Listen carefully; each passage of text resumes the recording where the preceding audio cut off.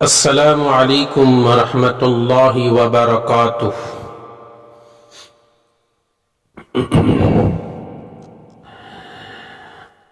الحمد للہ نحمده ونستعینه ونستغفره ونؤمن به ونتوکل علیہ ونعوذ باللہ من شرور انفسنا ومن سیئات اعمالنا من يهده الله فلا مضل له ومن يضلله فلا هادي له ونشهد أن لا إله إلا الله وحده لا شريك له ونشهد أن سيدنا وسندنا وهادينا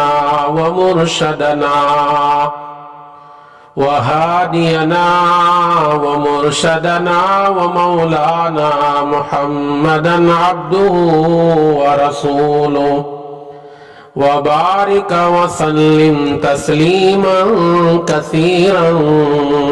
كثيرا أما بعد، قال الله تبارك وتعالى في القرآن المجيد والفرقان الحميد: أعوذ بالله من الشيطان الرجيم، بسم الله الرحمن الرحيم.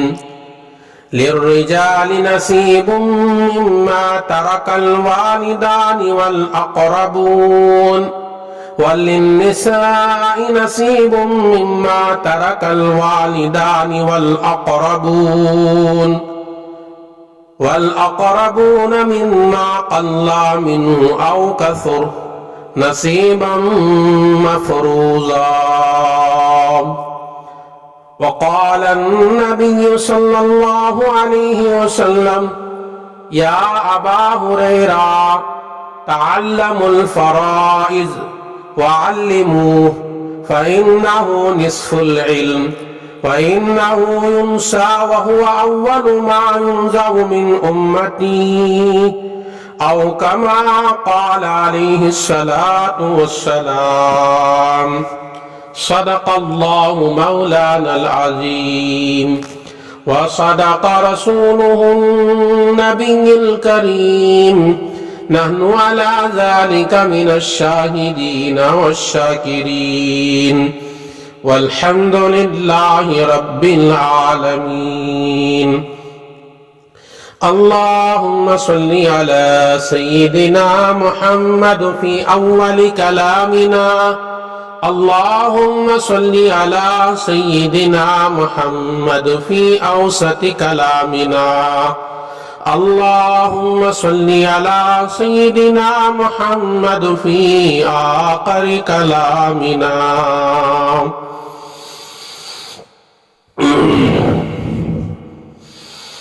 معزز سامعین کرام، برادران اسلام، نوجوانان امت،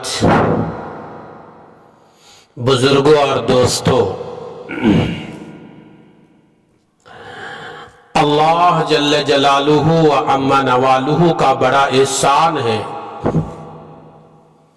اسی پاک ذات نے مجھے اور آپ کو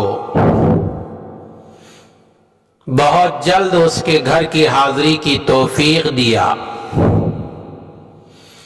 اللہ کی نعمتوں میں یہ بھی ایک بڑی نعمت ہے، اللہ اپنے بندے کو، اپنے محبوب کو اپنے گھر کو جلد آنے کی توفیق دیتا ہے.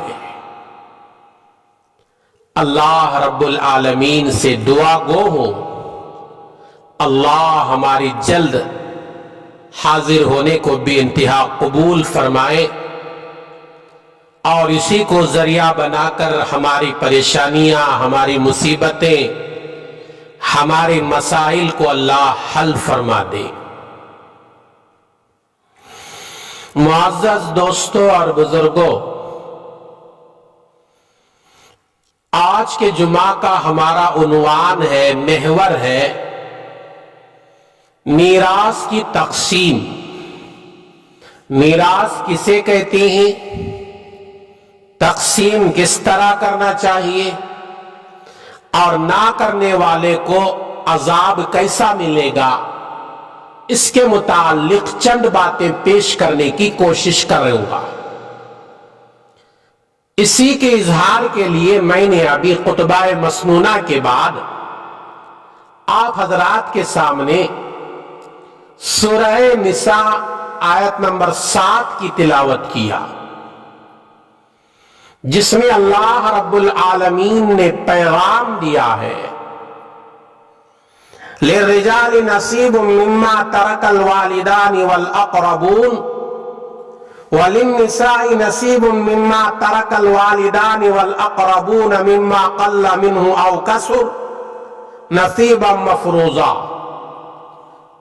मर्दों के लिए भी उस माल में हिस्सा है जो वालिदैन और करीब तरीन रिश्तेदारों ने छोड़ा, और औरतों के लिए भी इस माल में हिस्सा है जो वालिदैन और करीब तरीन रिश्तेदारों ने छोड़ा। और छोड़ी हुई चीज थोड़ी हो या ज्यादा, यह अल्लाह की तरफ से हिस्सा मुकर्रर है, इसको अदा करना जरूरी है। वो थोड़ा हिस्सा क्यों ना हो, वो ज्यादा हिस्सा क्यों ना हो, तकसीम अल्लाह के कानून के मुताबिक करना है। मेरे दोस्तों, जब किसी इंसान का इंतकाल हो जाता है, वो अपने पीछे कुछ ना कुछ माल और दौलत जायदाद छोड़कर जाता है। बहुत कम ऐसे उम्मत के अंदर लोग मिलेंगे जो कुछ भी नहीं छोड़ते। अक्सर व बेशतर लोग अपने पीछे कुछ माल और दौलत जायदाद छोड़कर जाते। इसी माल और दौलत और जायदाद वगैरह को मीरास कहते हैं और तरका कहते हैं। मरने वाला जो चीजें छोड़कर जाता है, चाहे सोना हो, चांदी हो, बैंक बैलेंस हो, जायदाद हो,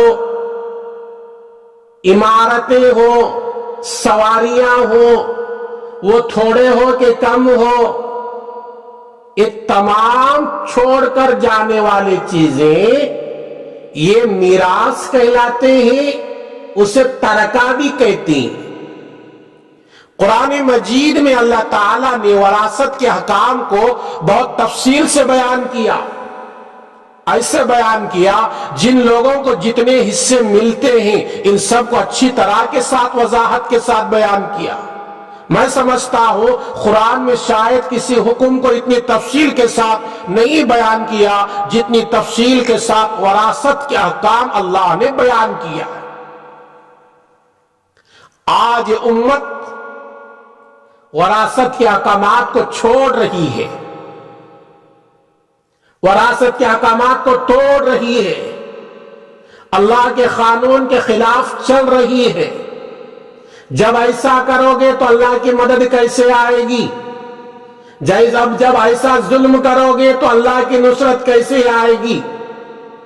अल्लाह के नबी सल्लल्लाहु अलैहि वसल्लम की एक मशहूर हदीस है। आका सल्लल्लाहु अलैहि वसल्लम ने एक दफा हजरत अबा हुरैरा रदी अल्लाह ताला अन्हु को आवाज दी, फरमाया, या अबा हुरैरा, ऐ अबू हुरैरा, तअल्लमुल फराइज, वरासत का इल्म सीखो, मीरास का इल्म सीखो, किसको कितना हिस्सा मिलना है वो इल्म सीखो।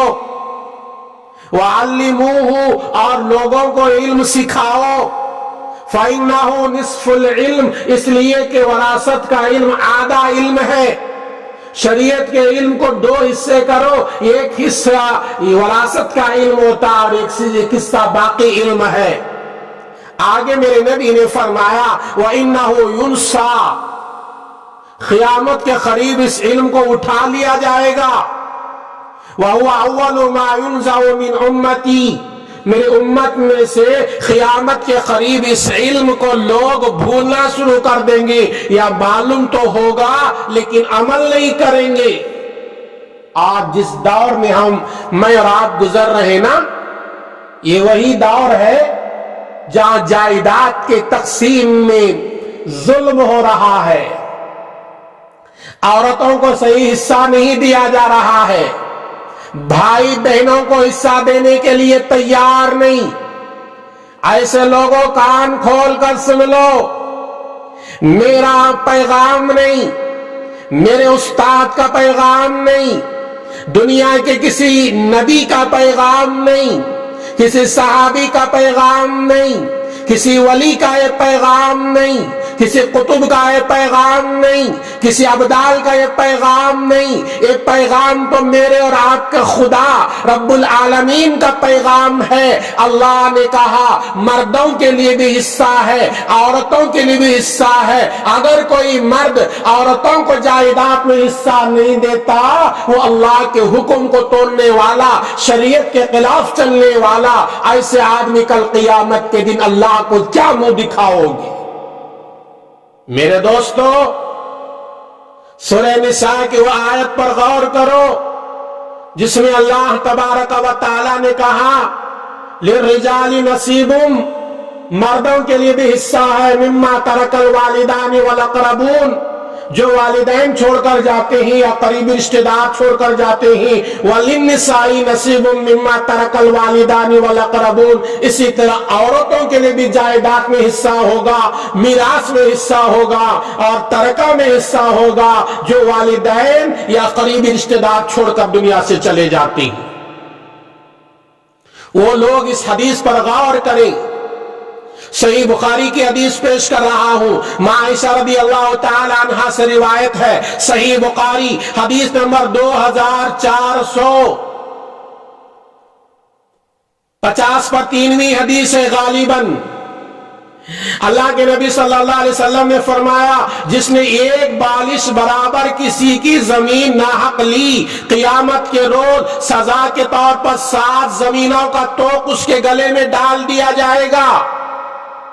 کتنے زمینے کا توق؟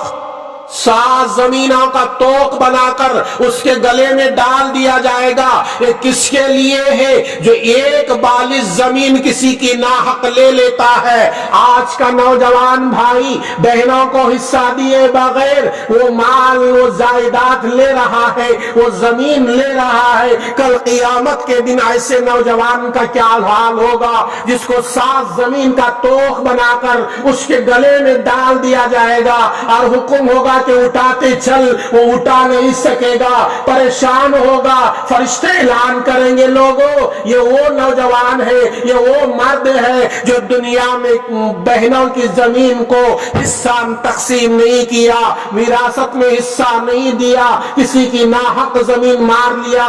دیکھو اس کا انجام، میدان محشر میں اس کے گلے میں 7 زمینوں کا توق بنا کر ڈال دیا گیا ہے اور وہ پریشان حال ہے۔ دنیا میں کتنا ہی طاقتور آدمی کیوں نہ ہو، 100 کلو کا کوئی بوجھ اٹھا نہیں سکتا، دوسرے کا سہارا لینا پڑتا ہے، تو 7 زمین کا توق ڈال دے جائے گا تو میرے دوستو ہمارا کیا حال ہوگا؟ آج امت کے اندر بہت سارے خرابیاں آئیں، ان خرابیوں میں یہ خرابی یہ بھی ہے میراث تقسیم برابر نہیں کر رہے لوگ۔ اللہ اکبر، قرآن کی طرف آئیے، آپ احادیث کی طرف آئیے، قرآن کے مطابق تقسیم کیجئے، احادیث کے مطابق تقسیم کیجئے۔ اسلام میں میراث اور ترکے کی ایک خاص اہمیت ہے، اس کے احکام مسائل بے حد اہم ہیں، اسی لیے حضور اکرم صلی اللہ علیہ وسلم نے فرمایا اس کو سیکھو اور اسے لوگوں کو سکھاؤ۔ آخر زمانے میں لوگوں کے درمیان سے علم ختم ہو جائے گا، لوگ اس کی طرف توجہ نہیں دیں گے، یا دیں گے تو برائے نام دیں گے۔ آج لوگ دینے و توجہ دینے والے لوگ کم ہیں، یا جو لوگ دے بھی رہے ہیں برائے نام دے رہے ہیں۔ بہن کو ملنا ہے 5 لاکھ کی جائیداد، بھائی کہتا ہے نہیں میں بڑا مقروض ہوں، میں نے تیری شادی رچائی، میں نے تیرے فلاں کام کیا، آج میں جائیداد میں حصہ نہیں دیتا، 5 لاکھ کے بجائے 1 لاکھ دیتا ہوں، لے کر چلے جا۔ وہ ظلم کرنے والا بھائی ہے، کل قیامت کے دن اللہ کے دربار میں کیا جواب دے گا؟ سنیے، وراثت کے متعلق انسان کے انتقال کے بعد اس کی جائیداد سے 4 طرح کے حقوق متعلق ہوتے ہیں. بڑی قیمتی باتیں عرض کر رہا ہوں، پوائنٹ کر لو. ان مسلمان بھائیوں کو بھی پہنچا دو جو اس سے بالکل دور ہے. انسان کے انتقال کے بعد اس کے جائیداد، اس کے مال و دولت سے 4 طرح کے حقوق متعلق ہوتے ہیں. پہلا حق یہ، اس کے کفن دفن کا انتظام کیا جائے گا اس کے مال و دولت، اس کے جائیداد سے. مرنے والے نے مرا، انتقال کر دیا، تو اب دیکھیں گے اس کے جائیداد میں، اس کے روپے پیسے میں جتنا پیسہ ہے، جتنے جائیداد ہے، سب سے پہلے اس کے کفن دفن کا انتظام. کفن کا کپڑا خریدنا ہے، خبر کے انتظام کے لیے روپے کا انتظام ہو تو روپیہ دینا ہے، اور غسل کے پانی کا انتظام کرنا. جو کچھ جتنے بھی کفن دفن کے مسائل میں جتنے اخراجات ہوتے، پہلا سب سے پہلے اس کے جائیداد میں سے، اس کے روپے پیسے میں سے کفن دفن کا حق عائد ہوتا ہے. نمبر 2، اگر مرنے والا آدمی قرض کر کے مرا ہے، یہ بات نوٹ کر لیں، آج امت کے اندر قرض کر کے مرنے کو فقر سمجھا جا رہا ہے. چاہے بینک سے قرض لو، چاہے دوست احباب سے قرض لو، وہ قرض ہی ہے. آپ اسے دھوکہ دے کر دنیا سے جا نہیں سکتے. دوسرا حق یہ عائد ہوتا ہے، اگر اس کے ذمے قرض ہو تو رشتہ دار سب سے پہلے اس کے قرض ادا کریں گے. اگر قرض کے ادا کرنے میں اس کے پاس 1 کروڑ کی جائیداد ہے، 1 کروڑ کی عمارت ہے، اور اس کا قرض 1 کروڑ کے برابر ہے، پورے جائیداد بیچ کر سب سے پہلے قرض ادا کریں گے. اور قرض ادا کرنے کے بعد کچھ بچتا ہے تو رشتہ دار تقسیم کر لیں گے، کچھ نہیں بچتا ہے تو پورا قرض ادا کرنے میں دینا ہوگا. یہ بات نوٹ کر لیں. جو لوگ مرنے والے کا قرض اس کے روپے پیسے میں سے، جائیداد میں سے ادا نہیں کرتے، وہ مرنے والے پر ظلم کر رہے ہیں، ماں باپ پر ظلم کر رہے ہیں، یا دوسرے رشتہ داروں پر ظلم کر رہے ہیں. میرے دوستو، قرض بہت بری وبا ہے. میرے نبی کی مشہور حدیث ہے، اللہ کے نبی صلی اللہ علیہ وسلم نے فرمایا، شہید کے ہر گناہ معاف ہے، لیکن قرض رکھ کر مرتا ہے تو وہ شہید کے گناہ بھی معاف نہیں ہوتے. ارے وہ شہید جو اپنے اللہ کو راضی کرنے کے لیے اپنے خون بہا دیا، اپنے بچوں کو یتیم بنا دیا، اپنی بیوی کو بیوہ بنا دیا، رشتہ داروں سے دور چلا گیا، یہاں تک کہ اس کی جان بھی ختم ہو گئی، اگر وہ قرض لے کر مرتا ہے تو اللہ وہاں اس کی مغفرت نہیں کرے گا. تو مرنے والا جائیداد چھوڑ کر مر رہا ہے، پہلا حق یہ ہوتا ہے کفن دفن کا انتظام کیا جائے اسی کے روپیوں میں سے. دوسرا، اگر قرض کر کے مر رہا ہے، قرض ادا کرنا. ایک میرے نبی کی حدیث سنو. میرے نبی صلی اللہ علیہ وسلم جب کسی کے آدمی کا نماز جنازہ پڑھانے کے لیے آتے، میرے نبی پوچھتے اگر اس کے ذمے قرض ہے یا نہیں. اگر کوتا ہے، اگر کوئی کہتا ہے کہ قرض ہے، ذمہ داری سے کہتا، ملا ملاری والی بات نہیں. میرے نبی فرماتے میں اس کے نماز جنازہ نہیں پڑھاتا، کوئی اور پڑھا لے. قرض اتنی خطرناک وبا ہے، آج لوگ لاکھوں روپے، کروڑوں روپے لے کر ادا کرے بغیر مرنے کو فقر سمجھ رہے ہیں. کل قیامت کے دن اللہ کے دربار میں کیا جواب دو گی؟ تیسرا حق عائد ہوتا ہے وصیت. مرنے والے نے مرنے سے پہلے وصیت کیا، میرے جائیداد میں سے فلاں اتنی چیز وصیت کرتا ہوں، میرے مرنے کے بعد دے دینا. اگر وصیت کرنے والا مرنے والا وصیت کر کے مر رہا ہے، اس کے 1/3 حصے میں وصیت پوری ہوگی. مرنے والا پورے مال کی وصیت کر کے مرا تو پورا مال نہیں دیا جائے گا. وہاں وصیت کتنی بھی کیا کیوں نہ ہو، 1/3 میں وصیت جاری ہوگی، ورنہ نہیں. نمبر 4،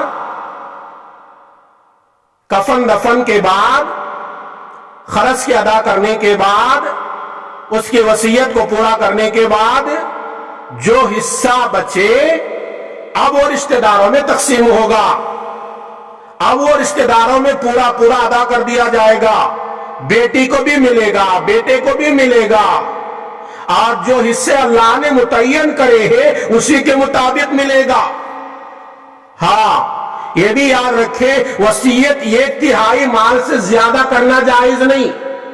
مثال کے طور پر ایک آدمی بہت بڑا کروڑ پتی ہے، اس نے وصیت کر دیا میرے بعد یہ پورا مال فلاں مسجد کو دے دو، میرے بچوں کو نہ دو، یہ وصیت نہیں چلے گی، وصیت صرف 1/3 مال میں چلے گی۔ سنیے حدیث، جامعہ ترمذی کی حدیث ہے، حضرت سعد بن ابی وقاص رضی اللہ تعالی عنہ کہتے ہیں جب میں بیمار تھا رسول اللہ صلی اللہ علیہ وسلم میری عیادت کے لیے آئے۔ آپ نے پوچھا کیا تم نے وصیت کرنے کا ارادہ کیا؟ میں نے کہا ہاں۔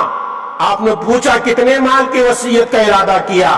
میں نے کہا کہ پورا مال اللہ کے راستے میں دے دینے کی وصیت کرنے کا ارادہ کیا۔ تو اللہ کے نبی صلی اللہ علیہ وسلم نے فرمایا نہیں، یہ اولاد پر ظلم ہوگا، اگر وصیت کرنا ہے تو 1/3 میں کرو، اس سے زیادہ نہیں۔ تو یہ حدیث ہمارے لیے جامعہ ترمذی کی حدیث نمبر 975ویں حدیث سے دلیل بن رہی ہے کہ وصیت کرنے والا اگر پورے مال میں وصیت کرتا ہے تو جائز نہیں ہے، 1/3 میں وصیت جاری ہوگی اور باقی مال اس کے رشتہ داروں میں تقسیم ہوگا۔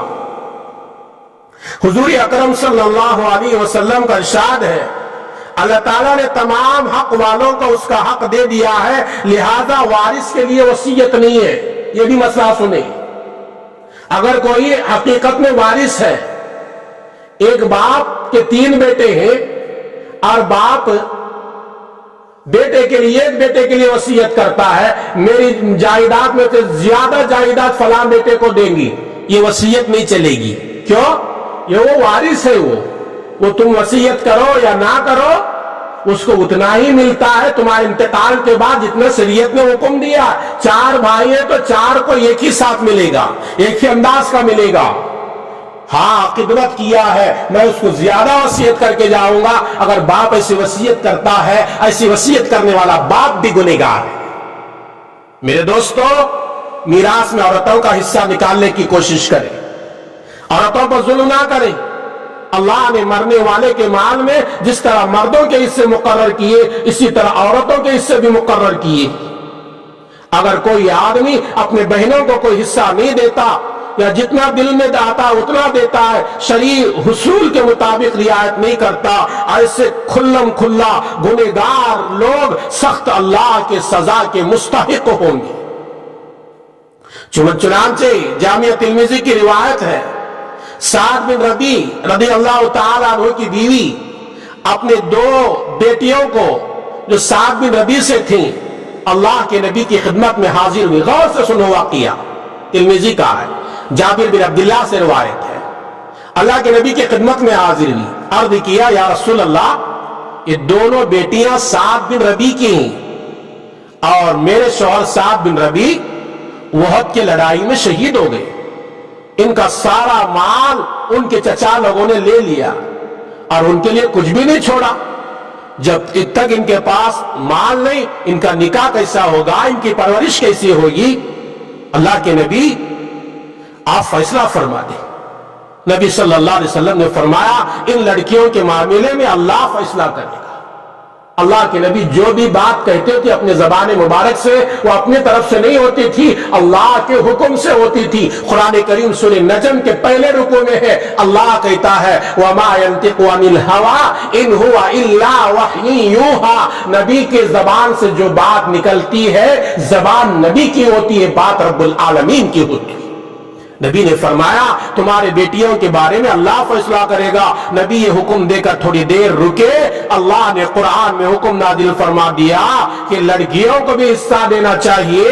اللہ کے نبی صلی اللہ علیہ وسلم پر جب آیت نازل ہوئی تو اللہ کے نبی صلی اللہ علیہ وسلم نے 7 کے ترکے میں سے 2/3 اور ان کے ماں کو 8واں حصہ دینے کا حکم دیا کہ بیٹیوں کو تقسیم کر دو اور ماں کو بھی 8واں حصہ دے دو، اور جو کچھ باقی رہے اب رشتہ دار تقسیم کر لیں۔ اس لیے میرے دوستو، وراثت کے مسئلے میں امت کے بہت سارے لوگ بہت پیچھے ہیں ان لوگوں کو اس بات پر توجہ دینے کی ضرورت ہے، ورنہ کل قیامت کے دن اللہ کے دربار میں سخت سزا کے مستحق ہوگی۔ بہت بڑا گناہ ہے یہ، وراثت میں حصہ نہ دینا بہت بڑا گناہ ہے، گناہ سے بچو۔ اور جو آدمی جاننے کے باوجود وراثت میں حصہ نہیں دیتا وہ اللہ تعالیٰ اسے جہنم کے حوالے کر دے گا۔ یہ تھوڑی دیر کے مال و دولت کے لیے جہنم کے مستحق کیسے بنو گے؟ جہنم کے انگاروں سے ڈرو۔ اللہ کے نبی صلی اللہ علیہ وسلم نے فرمایا جہنم میں ایک زہریلا سانپ ایسا ہے، وہ ایک پہاڑ پر ایک مرتبہ ڈھس مار دے، اس کے ایک مرتبہ ڈھس مارنے سے وہ پہاڑ پتھر کا ریزہ ہو جائے گا۔ ایسے جہنم میں اللہ گنہگاروں کو ڈالے گا، تو ان گنہگاروں میں وہ مسلمان بھی گنہگار ہیں جو اپنے جائیداد میں صحیح تقسیم نہیں کرتا۔ اس لیے میں نے آج کے جمعہ ضروری سمجھا ان مسائل کو آپ حضرات کے سامنے پیش کروں، اس لیے میں نے وضاحت کے ساتھ ان مسائل کو پیش کیا ہے۔ آئیے اللہ سے دعا کریں گے، اللہ رب العالمین مجھے بھی، میرے تمام ان بھائیوں کو، سننے والوں کو بھی، اور ساری امت محمدیہ کو ان باتوں پر عمل کی توفیق عطا فرمائے، آمین۔ السلام علیکم ورحمۃ اللہ وبرکاتہ۔